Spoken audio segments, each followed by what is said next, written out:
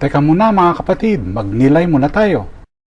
Alam mo ba na noong Second World War, isang batang babae sa Poland na si Irena Sendler ang nagligtas ng mahigit 2,500 na batang Hudyo mula sa Warsaw Ghetto?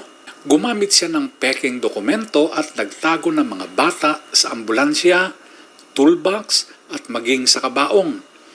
Hindi siya sundalo o pinuno. Isang simpleng babae na may puso ng isang ina. Ngayon, ipinagdiriwang natin ang kapanganakan ng mahal na Birheng Maria, isang tahimik na pagsilang sa isang maliit na bayan na halos hindi napansin ng mundo. Ngunit sa kanya nagmula ang tagapagligtas. Sabi ni Mikas, mula sa Bethlehem, lalabas ang pastol ng mga bansa. Sa Ebanghelyo, narinig natin ang tala ng angkan ni Maria. Tanda na ang plano ng Diyos ay gumagalaw sa kasaysayan, madalas sa mga taong hindi inaasahan.